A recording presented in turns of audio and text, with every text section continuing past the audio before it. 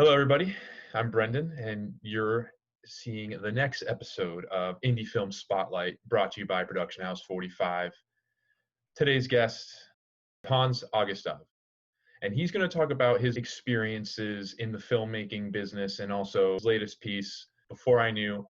Hans, it's a pleasure to have you. Thanks for having me, brother. I appreciate you asking me to come on. Of course. So what got you into filmmaking? I never thought I was gonna be a filmmaker. I wanted to be an actor actually my whole life.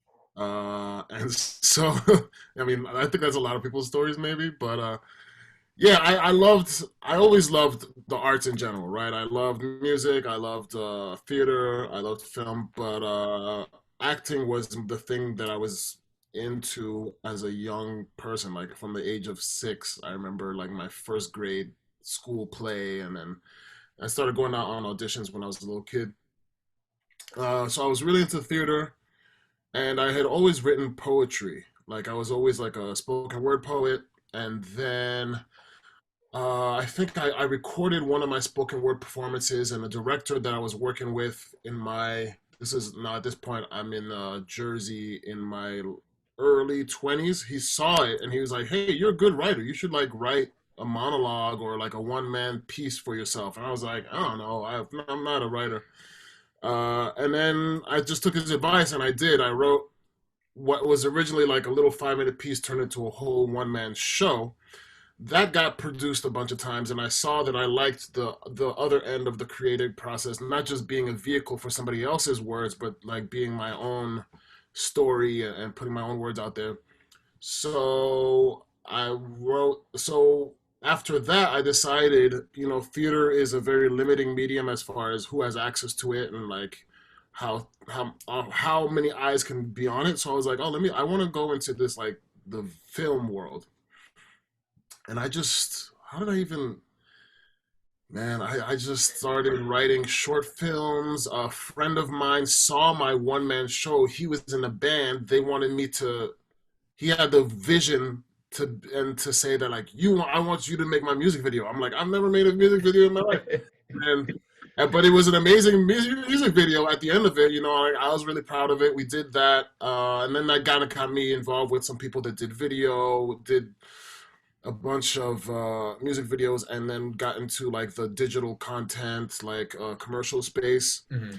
And then was like, all right, let me do my thing now, really, and just start making my own work. And actually, before I knew, it was like the first thing I've done since I came back from the commercial world, really, because I was just kind of working, and this is the first thing that I was like, all right, let me sit down, write it, do it.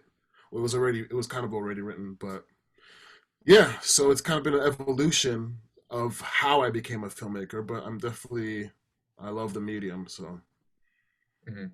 Now, did you write Before I Knew during COVID or before COVID? So Before I Knew actually is a 6 year old poem. Mhm. I originally wrote it after Eric Garner's murder, and I put it on Facebook with my baby picture, and then I just let it go. I just left it at that. People liked it. People shared it. I just left that what it was. And back then, I wasn't really involved in that much in the film world at all. And then after Ahmaud Arbery happened this last summer, after Ahmaud Arbery's murder, I felt just a strong emotion. And usually, that's what sparks my writing is whenever I'm very emotionally moved, either anger or sadness or love. Those are the things that usually spark me to write. And usually I write in poetry. It's usually the first form, and then it becomes Mhm. other things. So I was looking for the right words to say how I felt, and I was like, oh, wait, I already wrote this. I wrote it 6 years ago when Eric Garner happened, and it was literally pretty much the same words. I just added some names because there's a part of the film where the names get told. I just added some names, and then I posted it after Ahmaud Arbery, and I said, "This is the same poem I wrote 6 years ago. We're still in the same situation. I just added some names." And now, since I had been, involved with people in film, a lot of people saw it who hadn't seen it the first time, and they were like, "Hey, you should do something with this." And I was like, "Nah, it's just a poem. It's what it is. I'm gonna leave it there. Just enjoy it for what it is." And then Breonna Taylor happened, and then George Floyd happened, and I was like, you know what? I think I need to do something with this, Mm. and that's how that came about. Now, what made you jump from this just a picture in the poetry to the film? Like, what was that final click that I know you mentioned some people said you got to do something with this. What was your final idea? Like, what made you make it into the film, and especially the way you shot it? Yeah, that's a good question. It was hard actually for me to figure out how do I translate this poem into a visual, into a film, a short film, or whatever you want to call it, visual poem. And at first, I was toying around with different ideas, right? The obviously the concept of it is about a black boy who doesn't realize he's black until all these certain situations happen. So I wanted to highlight a young black boy, and then I was thinking of different things visually to do with that, and I couldn't really put my finger on it. And then I went back to basics. Whenever I'm confused or lost or like don't know where to go, I kind of go back to like, okay, what's the root? What's the basics? What's the root of this? And the root of it, the simplicity of it, the beauty of it was my baby picture, right? That's all I did was the poem and the pictures. I said, okay, so this visual has to be about the picture and the words. So if I had done too many visual things, it would have taken away from the poetry. So I wanted to highlight that with very simple, uh, men telling the saying, reciting the poem. And then I wanted to keep the concept of the baby pictures, but then also illustrate the fact that it's not unique to my own experience, but that all these black boys, all these black men have had that same experience. So I just asked my friends, I asked family members, I put it on Facebook, like if anybody randomly has baby pictures or childhood pictures of themselves or of family members that are men or boys, then send them to me. And then people having seen the poem were very excited to do that. They were like, "Oh yeah, I don't know what you're doing, but I'll send you some pictures." And then so that's how I decided to go that way. Yeah, I mean, it's a very powerful visually, and also with the poetry. I mean, um, the words speak louder than the picture, but the way you developed both each individual person speaking it from the heart, it blew me away. Um, Now, you said these were friends of yours, a lot of the people in the film. The men who recite the poem are all friends of mine. They happen to all be creatives also. John Laster is a comedian. Patrick Dowger is an artist. He does beautiful, beautiful Afrocentric art. He's like featured all over the place. Drew Dowdy is a comedian is a comedian. Rashid Taylor is an actor, and Alvin Armstrong is also a he's a painter. And so, but they just happen to be friends of mine. And I was like, "Hey guys, I'm doing this thing." They really didn't even know what it was, but I said, "I need you guys to come and just say some things." And they're like, "All right, cool, whatever you want." It was kind of a thing, and it was very powerful when we were filming it. It was it was actually the day that we went into the curfew in New York was implemented. And I had looked it up actually. The last time that there was a curfew in New York was in the 40s, and it was actually put in place because there were riots. So it seemed very, apropos. There was like the energy was there for everything. And so I'd said that to the actors, my friends when they came in, kind of just to set the tone. And I also, I mean, it's a long poem, right?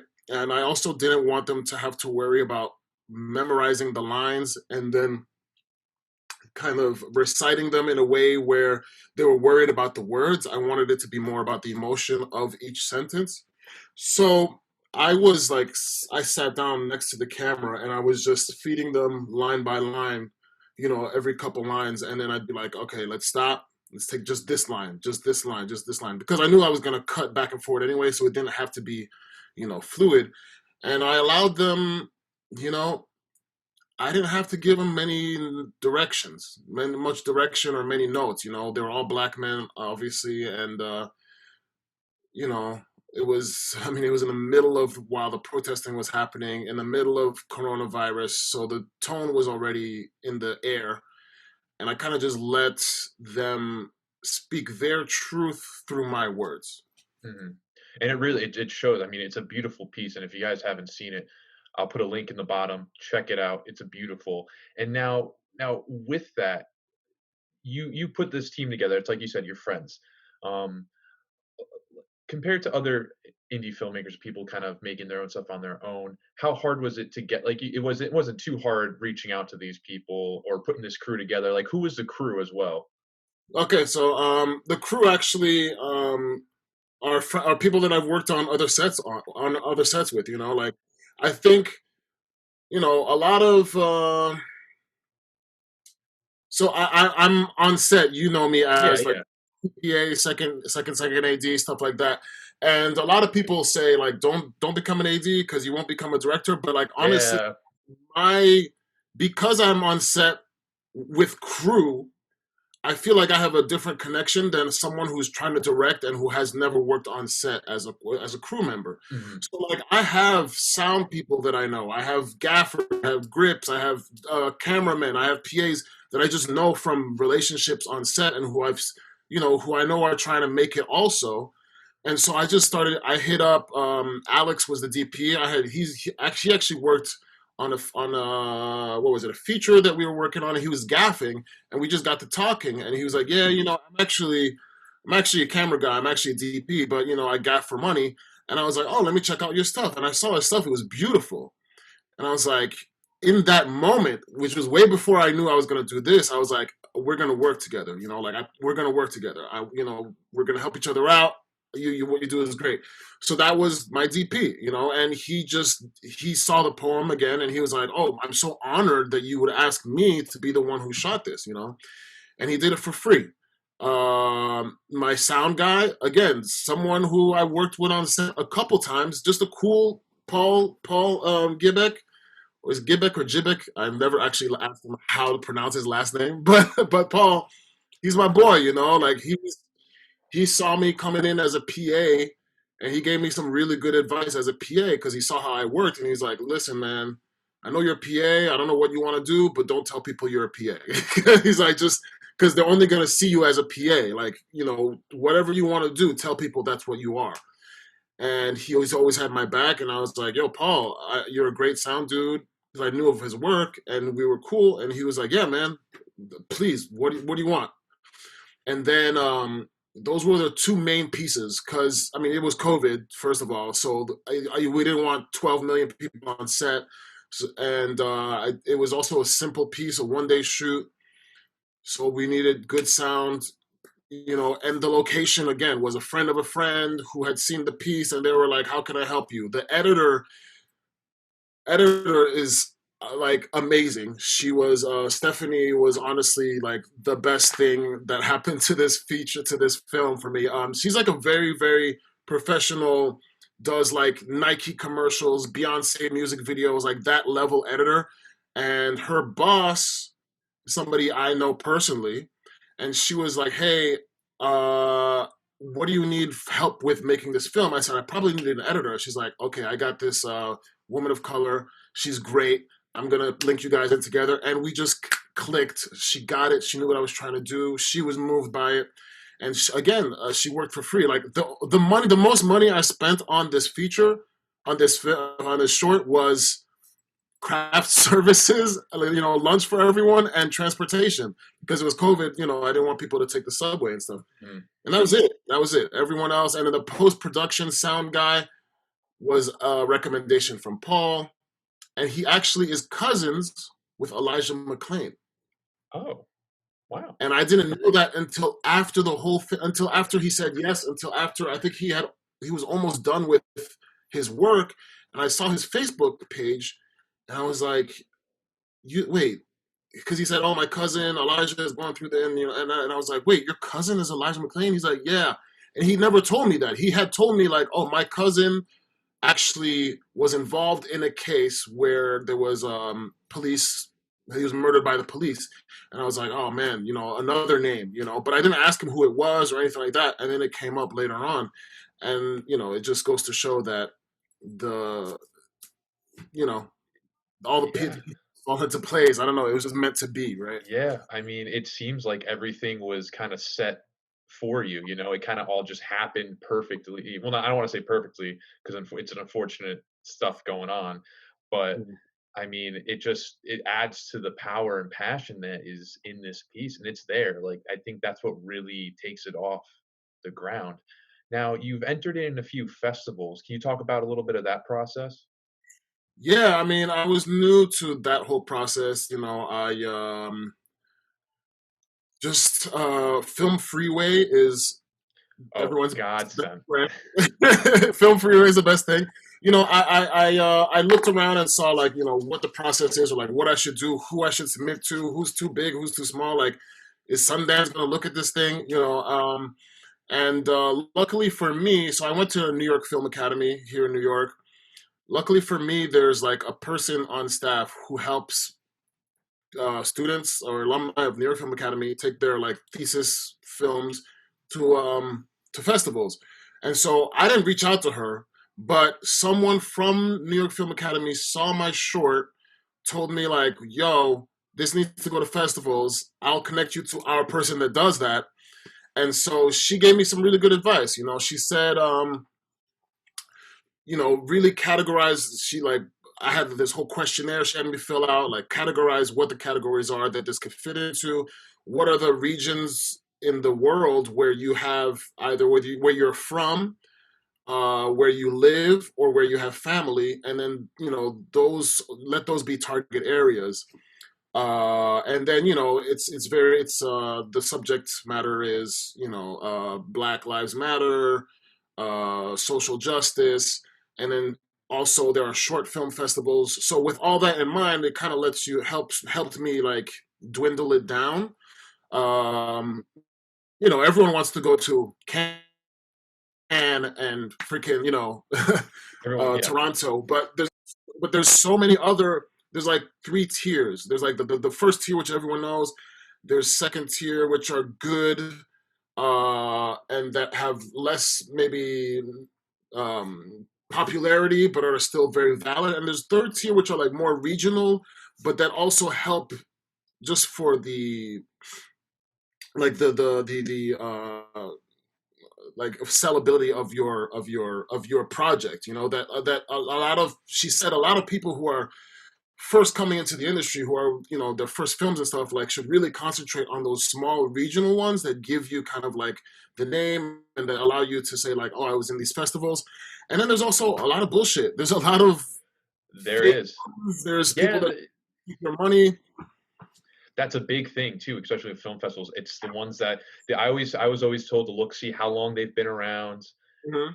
how much money, and just it's a thing. A lot of them are just they. It's so easy to make a film festival and be like, hey, give me this money, and then you never see it again, or you don't get like an award, and it's like, oh, there's so many categories. It's like, oh, everyone would, it's crazy, and that's something that's definitely a big thing when it comes to filmmaking, especially when you're coming from the indie circuit. It's just finding the right film festivals and getting your name out there. The big thing everyone thinks, let's rapid fire into all these different festivals, the more the merrier, but they don't realize how much money it costs for each, like just for one category. I know from entering some of our films, it's like $50, $60, depending on if it's late or not. It's like $70 if it's late or early. You always try to jump on those early bird stuff, but a lot of the time, if you're not on freeway looking at this stuff or getting notifications, you don't know on the stuff. But like again, like you said, Film Freeway is definitely a great tool. So if you guys aren't using that already, check it out. It's free. You get to make an account, and from that account, you can actually upload your projects, and just makes everything so much easier. It's so much simple. And I believe they have like a gold account where you get like some money off or something. But Yeah, I if you're gonna submit to a lot of festivals, get the gold account because it adds up. it The does. discount is definitely worth it. I mean, I think just from we entered like one film to like 5 different film festivals under a few categories, and it was close to like 250, 300 just for like those few. And then we were aiming just for the lower ones. I mean, there are some that are like it's like $100 just to enter, and like they might not even see your piece. I mean, unfortunately, we didn't make it into any of those. That's $200 gone. Yeah. Um, and I mean, there's 3 of us in production house 45, so it's it makes things a little easier. But for you, I mean, you funded the whole thing yourself, and like you said, a lot of the money went towards crafty and getting your people there. Yeah. That's And another aspect that people don't realize, that it's not just that day of shooting, it's what comes afterwards. yeah, that's why most bigger budgets, or when you have a line producer and all that, they take into consideration if when you're raising money, to raise money for marketing and film festivals, because that's a thing. And luckily for me, enough people, some people saw the short, and I just did a GoFundMe. I was like, Hmm. I'm trying to raise $1,000 to send this festival to as many festivals as possible, and I raised $2,000 actually in like a day. It was like Wow. crazy. Yeah. So don't be afraid to ask. Definitely think of that before the film. Like that's part of the budget. Is like we want to send this to film festivals if that's what you want to do. If you're not, then don't worry about it. But it's a thing. It's definitely a thing. Yeah, I mean, like I said, that's like one of the last things you think about. 'Cause you're like, all right, we shot this. All right, let's enter it to some film festivals, and then that's a whole nother basically budget you didn't even think of. So definitely, that's definitely a tip. Make sure you guys keep that in the back burner. Especially when in pre-production, so just so you know, especially if you're trying to raise money.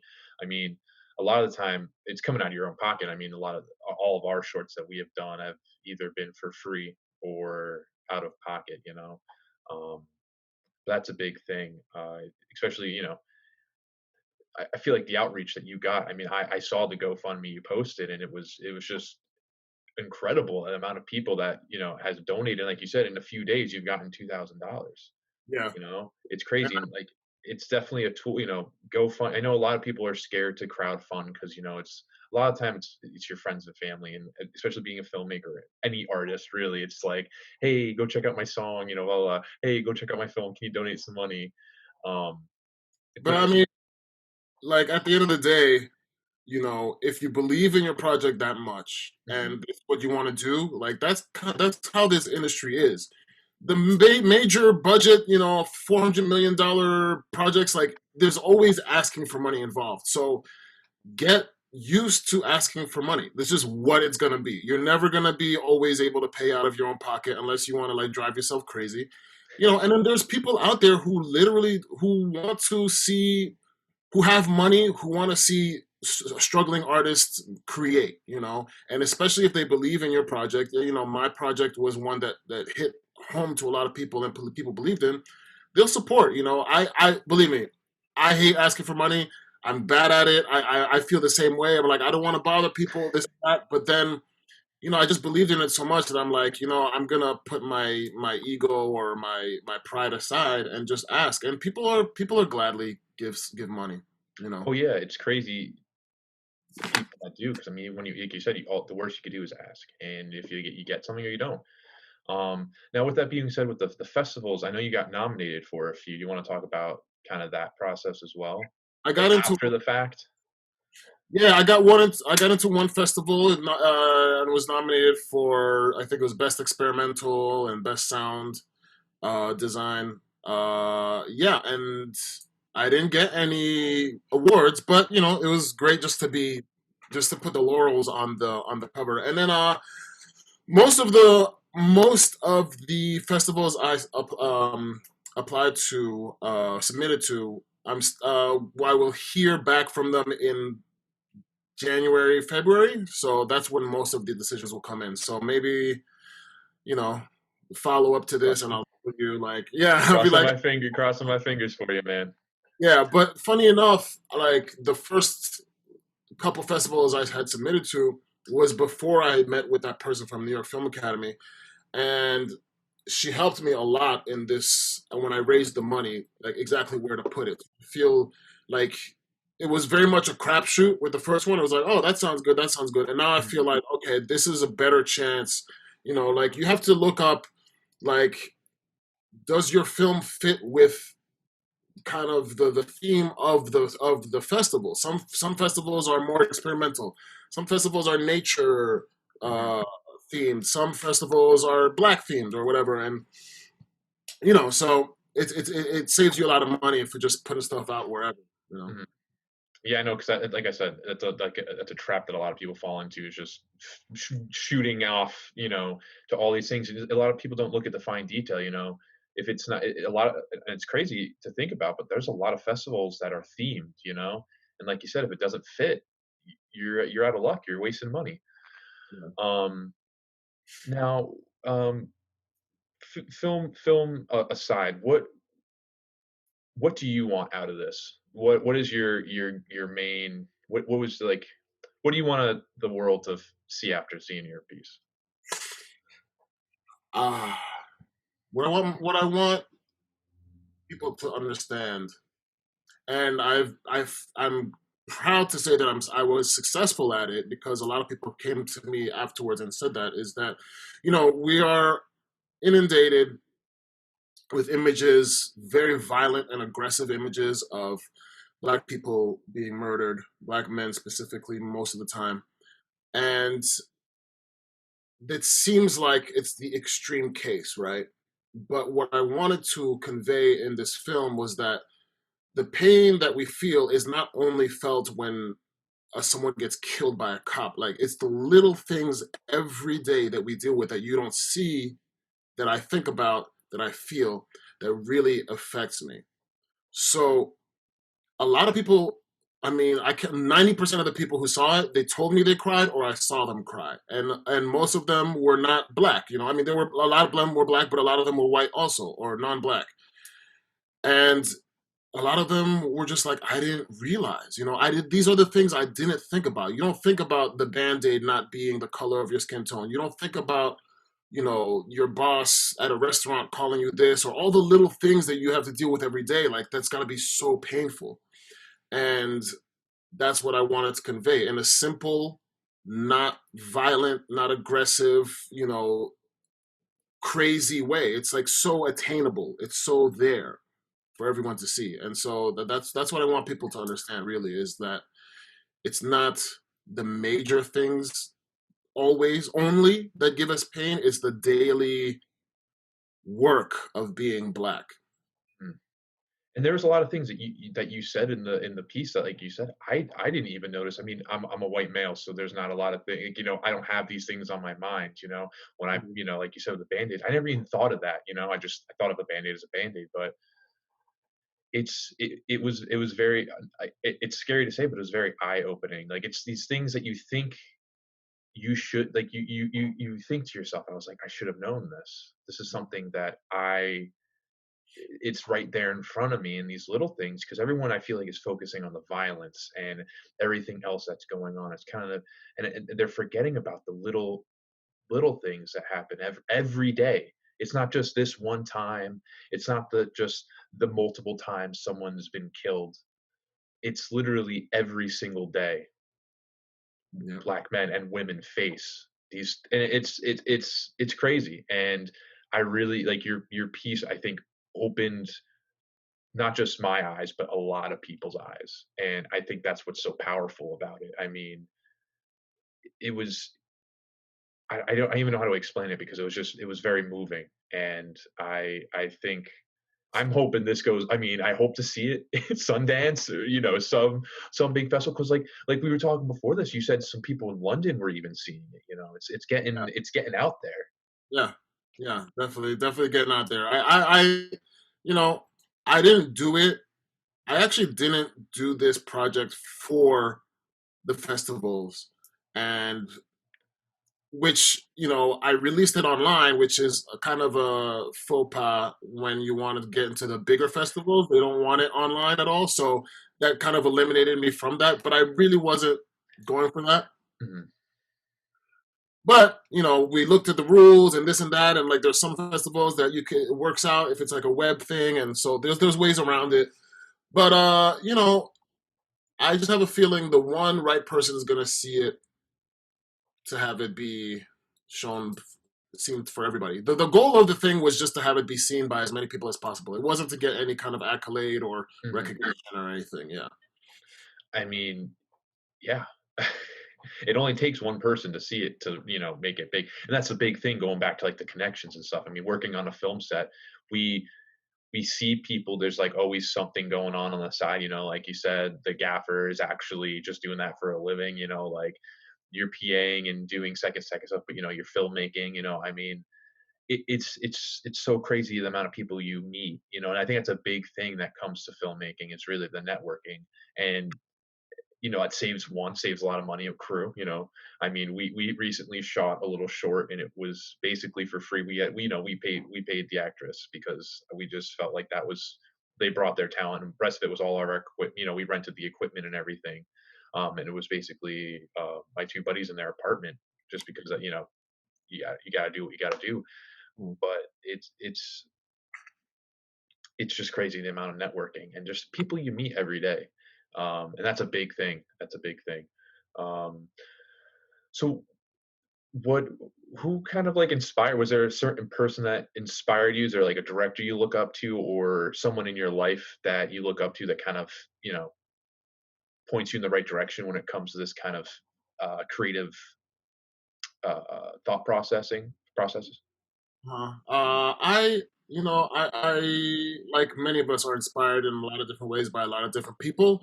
I wouldn't say there's a particular director that I'm like, oh, I want to be like him. But there are a lot, right? I have a tendency to like dark psychological weird things. So I love like Darren Aronofsky, for instance, which my film is not like that at all. Yeah.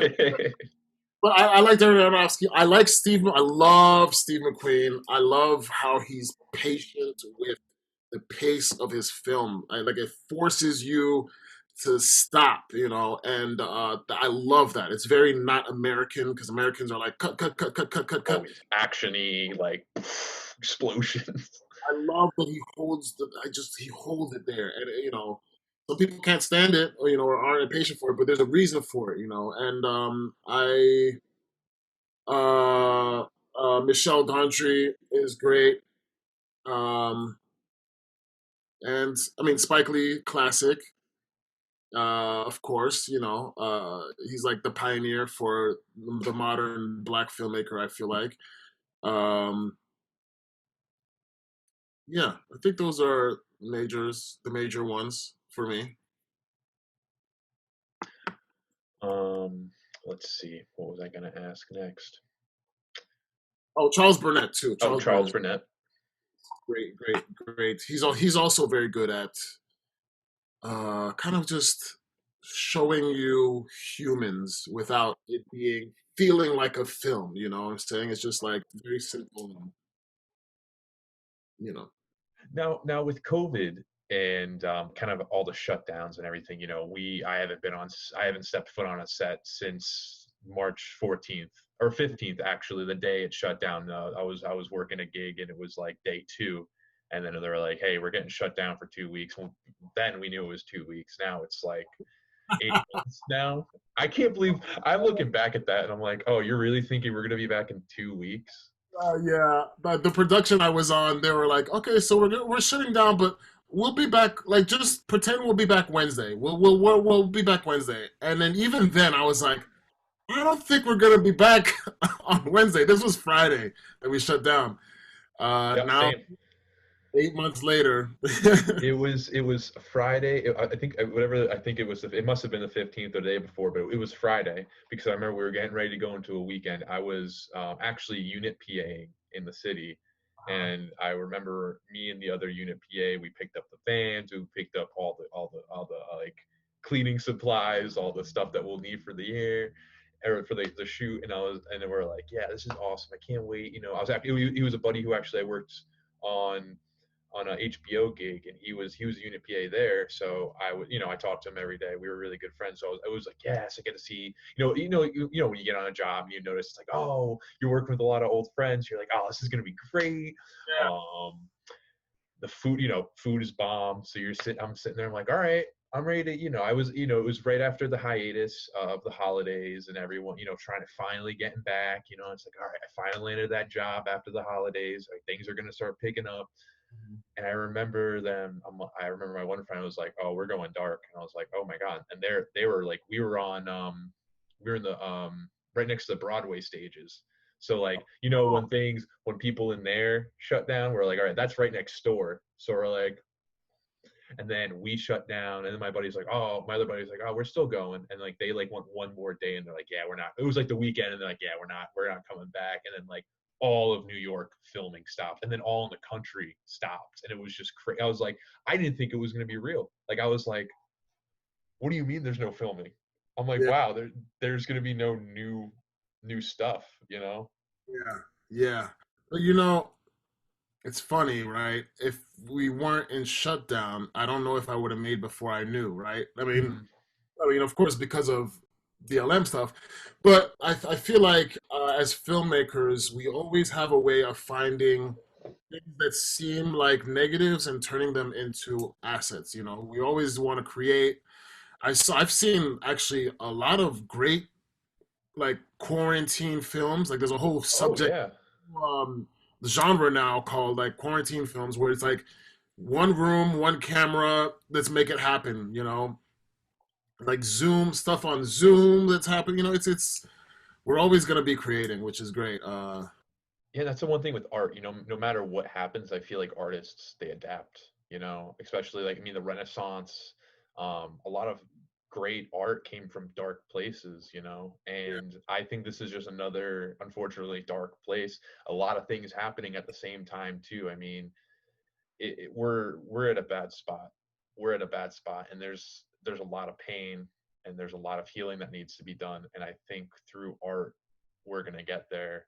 And I just think there's a lot of stories that need to be told through this. There's not one person I think in the world right now that's not hurting in some sort of way. Mhm. And like you said, I think the pandemic has it's just another thing. We adapt from it. There's so many there was so many. I got like little Instagram pops ups. Oh, quarantine film festival. I'm like, yeah, I guess I'll do something. We even hosted a little screening because I was like, we gotta do something. So we did like a screening on Twitch. We just had a bunch of people. I was just like, hey, just send me whatever short films you got, like just for exposure, like.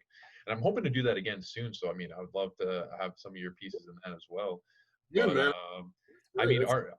The big thing is just getting people's names out there, and I think this is a perfect time because, like, for you, like you were saying, we were working. I was working all of 2019, Mhm.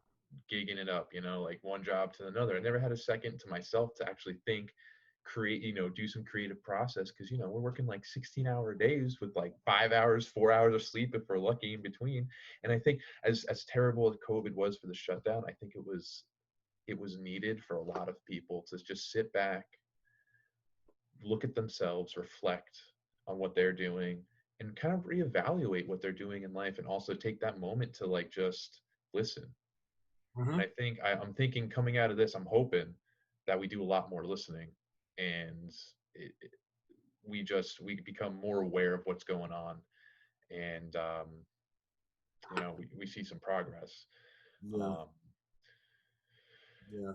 with that being said, what are some words of wisdom you wanna bestow on everyone, either coming in the film industry or filmmakers that are just starting out, or people who feel like they got no hope right now because it's just COVID. Um, what would I say as words of wisdom? Number one, it is all about who you know.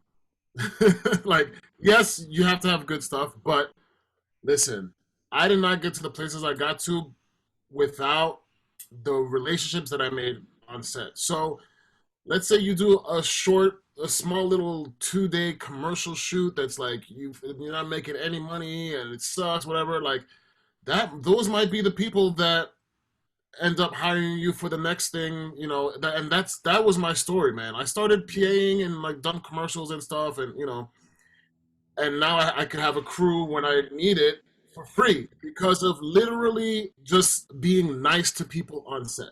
I was just like, hey, what's up, man? Get to know people, get to know what they do, Hey, And you then like coffee? I got you. that's one. Like it definitely is about who you know. So get to know people. However you do, be respectful and nice and whatever on set. Don't be the asshole. And also, just keep. I mean, it's gonna be sounds cliche, but just keep making art, man. Just do it. Don't. There's nothing stop. Like you can take your phone and make a movie, right? We've heard that a lot. Like just go out and do it. And literally, that's what it is. Because I often, when I'm stuck and like I don't know what to do, or I don't know what to work on, or create, or I feel like I have writer's block, it's usually because I haven't taken that first step of just doing something.